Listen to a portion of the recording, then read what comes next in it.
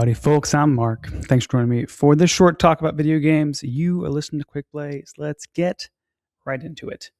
Just me today. So here you are with my thoughts. Is there something for you to think about too? Maybe a year ago-ish, I was reading an article from Eurogamer, courtesy of Feedly. If you're not on Feedly, it's a nice way to keep track of all your news. It's worth checking out. It's a little app that kind of just gives you a bunch of different ways to look at your news, different websites, all in one place. So Eurogamer is one of the ones I follow, and I don't remember the article specifically, but it had a reader poll in the middle of it, which was, how many hours do you spend gaming a week? The options there were 10 plus hours, 8 to 10, 5 to 8, 3 to 5, 1 to 3, or less than 1 hour. In 2025, personally, I averaged 6.16 hours per week. So far in 2026, I'm at 6.45 hours a week. So both are probably conservative estimates. I'm probably not great at tracking every single time I play games, so I would imagine maybe it's up a little bit more. But I'm in that 5 to 8 range there, so I clicked that one. And it gave me the results back of where everyone's at with it. So the poll results from most common to least common were 31% at 8 to 10 hours a week, 28% at over 10 hours a week, 19% at 5 to 8 hours a week. That's where I land. 9% answered less than 1 hour, 6% answered 3 to 5 hours, and 4% answered 1 to 3. Less than 1 hour being the fourth most common answer is fascinating to me, because this is a poll on a gaming news website.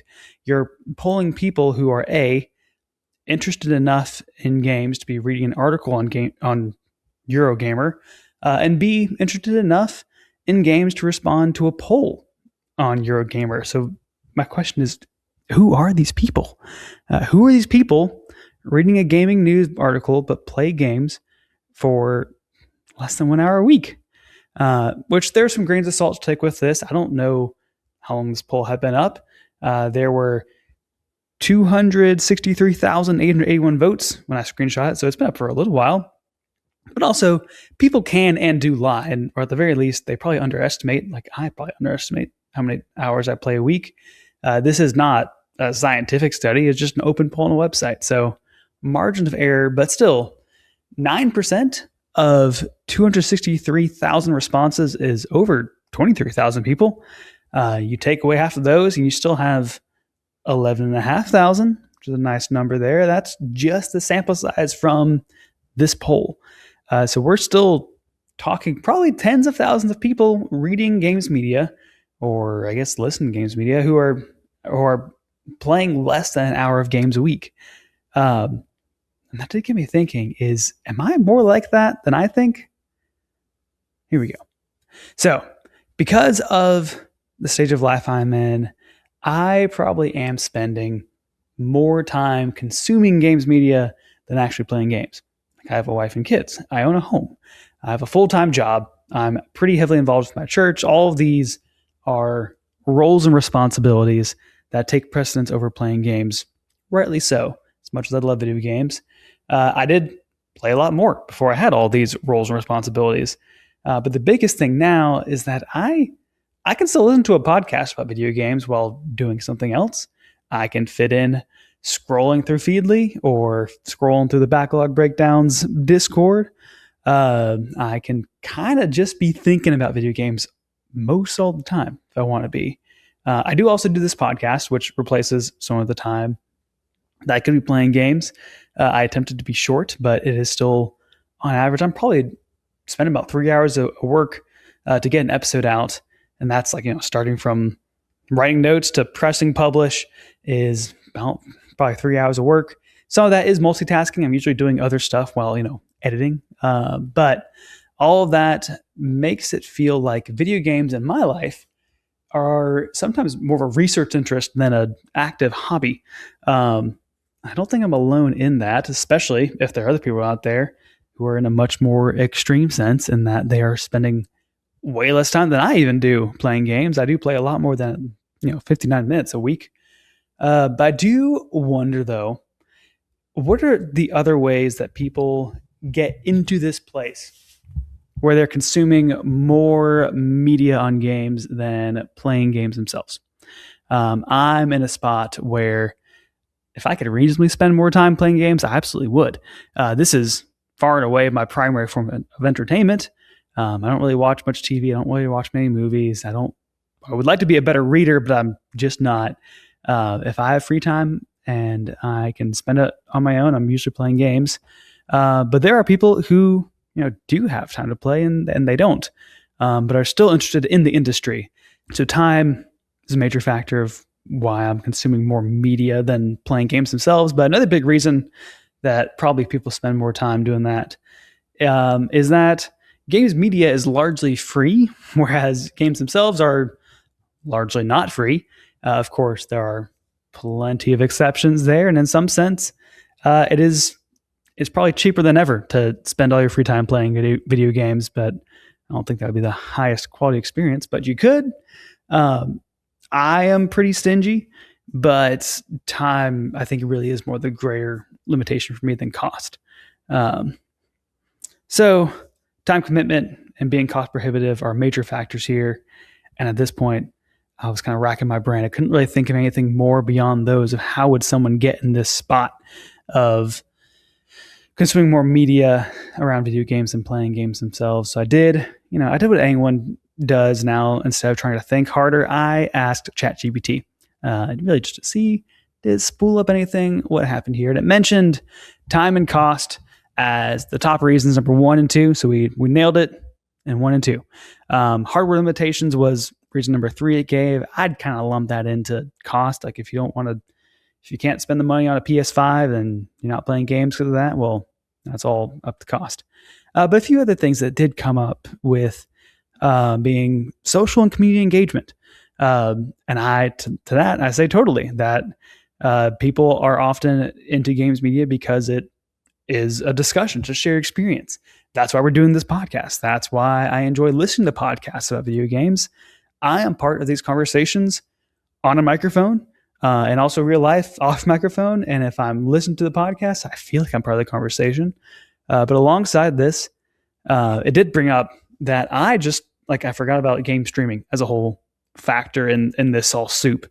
I'm not personally compelled by watching streamers. I'd rather just be playing a game, but I acknowledge that's a major social thing, really. A lot of these people are watching streamers because they want to feel a part of something.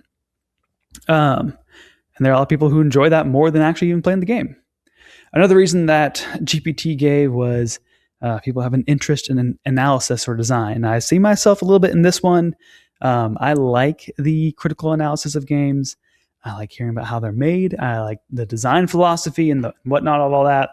But for me, that's more of the subject matter because I can listen to podcasts on it.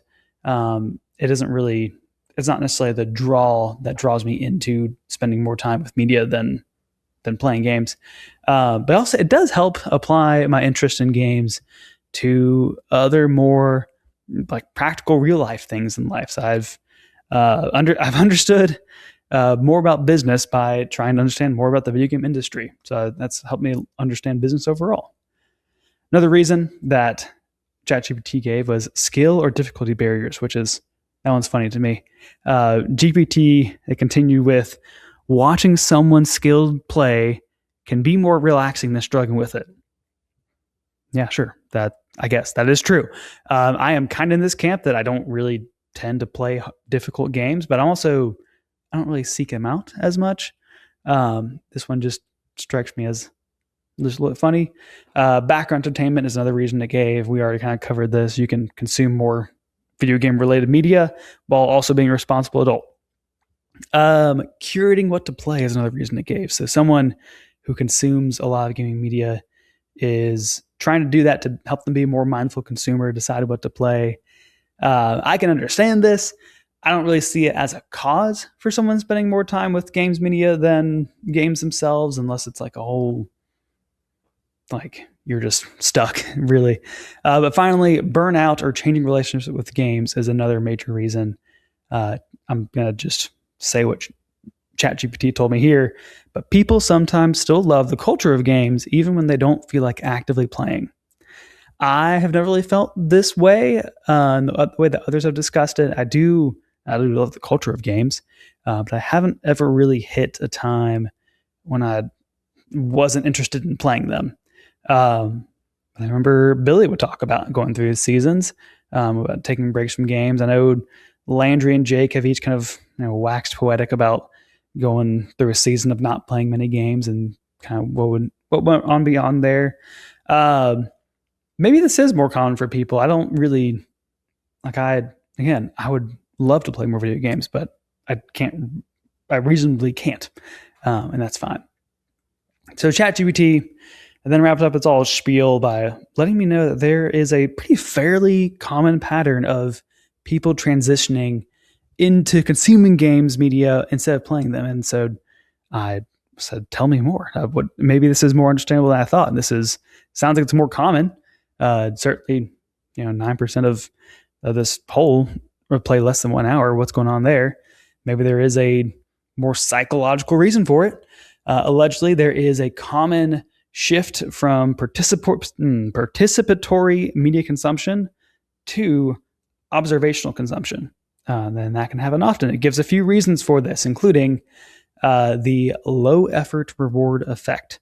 That's what it sounds like. You get to participate in the experience of a game without doing the hard part of actually playing it.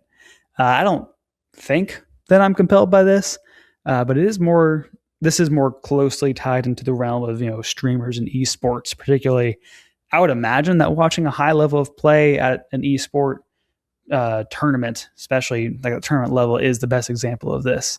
Where you kind of get a sense of that glory of seeing someone play a game at the highest level. I also asked for ChatGPT sources on what's behind this phenomenon. Most of the articles were centered around esports, so I think there might be something more in that realm where GPT doesn't go into this part, but I do wonder if there's a demotivation factor watching people play StarCraft at the highest level. Makes you just not even want to bother. But another factor that GPT did give is decision fatigue. I think this kind of ties back into when people consume games media for the curating what to play aspect of it all. It's hard to know what to go for, but you can always keep listening or watching more about all these games. Another reason is the backlog guilt trip. You get overwhelmed by your backlog, so don't play anything. Interestingly, all of these reasons are negative. I feel like that it goes into why this shift happens, or at least neutral. Social replacement is another one, and we kind of touched on this too. It can be more fun to feel like you're part of something when you're watching a streamer than playing alone. It's kind of that aspect of it. Nostalgia and identity is another one where it's more this. I feel like this is kind of a half-baked reason from GPT, but seems more like a correlation than a cause. But you can still participate in the culture of games without playing them. There's enough going on in the media space there. You don't have to actually be actively playing games to feel like you're part of it. But energy and cognitive load is kind of one of those last ones that it gives here is, just takes less energy to watch a YouTube video on a game than it is to play a game. Sometimes you come home, you're just too tired to actually play a game. And finally, vicarious mastery is another one that lists here. That kind of feels like a redux of the first one. But watching someone play a game at the highest level makes you feel like you've done it yourself in some way. As I said, for myself, it's ultimately a time commitment thing. I'd definitely play more if I had the time, but I'll take the next best thing, which is listening and watching and reading this stuff. Although having the social interaction around games is really important to me. I'm doing this podcast, and I wouldn't replace all of this time of playing games because I do enjoy the social aspect of it too, talking about it with others. That's really important to me. So there's always time that I would spend talking about it rather than actually playing them. But now that I've just regurgitated what ChatGPT regurgitated to me like a mama bird, maybe you've identified some reasons why you're spending more time with consuming games media than playing games themselves. I'd be interested to hear what your takes are. And to be fair, that's really not most gamers. When we think about most gaming enthusiasts, they're spending more than 8 hours a week playing video games, and that was 59% of the Eurogamer poll is at least playing 8 hours a week. I'm definitely a gaming enthusiast. As someone who is, I respond to a poll on Eurogamer. If you're listening to this, you're probably a gaming enthusiast. But I wondered too, is it weird for me to be doing this podcast on video games if I'm, spending less time than the average gaming enthusiast does playing video games? And it's a little weird, but no, I don't think. The question behind the question is like, should I stop doing this because I can't devote as much time to playing video games? And I think no, absolutely not. I think it is better for this podcast that I even devote more time to becoming a better communicator and a better critical thinker than spending time expanding my gaming experience. If this is short talks about video games, it's the talks part is actually more important than the video games part, I think.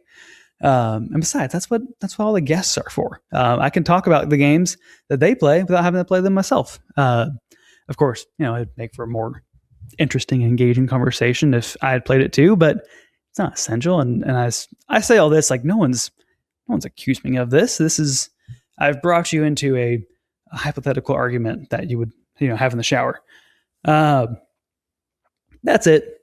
That's where all these thoughts landed me. That's what's on my mind. But what I have been playing is some Super Mario World, going for an actual completion run with all those bunch of exits. But all of you, thank you for listening in. You can follow us on the major podcasting services or on YouTube. You can press all the good buttons if you enjoyed this monologue. And Quick Play is just one small part of the Playwell Network, which includes shows like The Backlog Breakdown, where Nate and Josh will help you with that backlog guilt trip and break down some of these games. So there's some good games media there. A link to Backlog Breakdown and other Playwell Network shows can be found at playwellnetwork.com. But you can find Quick Play Pod. You can find Quick Play on the proper socials at Quick Play Pod and let us know, why do you consume games media? Are you consuming more media than the medium of video games? What's up with that? That's all the time we have for today. Thanks. Bye.